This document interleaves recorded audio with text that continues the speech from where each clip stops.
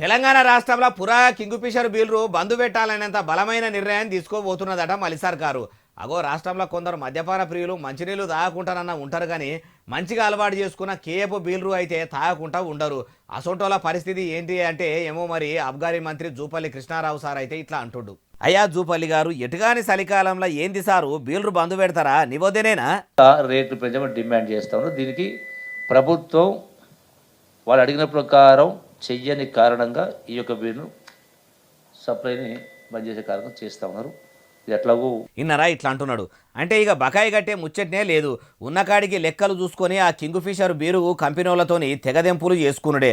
తెలంగాణలో యునైటెడ్ కంపెనీల్లో ఈ ఎక్కువ షేర్లు ఉన్న ముచ్చట వాజివే. అయినంత మాత్రాన వాళ్ళు అడిగినట్టు రేట్లు పెంచి అమ్మాలంటే కాంగ్రెస్ ప్రభుత్వంతో కాదు అనుకొచ్చిండు. బంధు పెడతామని బాగా మంచి నిర్ణయమే తీసుకుర్రు.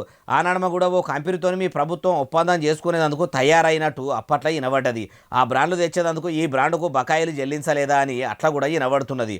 బంధు పెడతామన్నోళ్ళు మొత్తం మధ్యాహ్నే పురాగా బంధు పెట్టుర్రు సారు. ఎందుకంటే కూలినాలి చేసుక బతికేటోళ్ళ సంపాదన మొత్తం మీ సర్కారుకే పెట్టి పాడైతుర్రు. కొన్ని వందల కుటుంబాలు ఈ మద్యంతోనే ఆగమవుతున్నాయి. ఇట్లనన్నా మీ ఇందిరమ్మ రాజ్యంలో ఇల్లు బాగుపడుతుందేమో, అంతకంటే ప్రజాపాలన అని చెప్పుకునే మీకు కూడా ఏం కావాలి సార్ అంటుర్రు ఈ ముచ్చటిన్నోళ్ళు.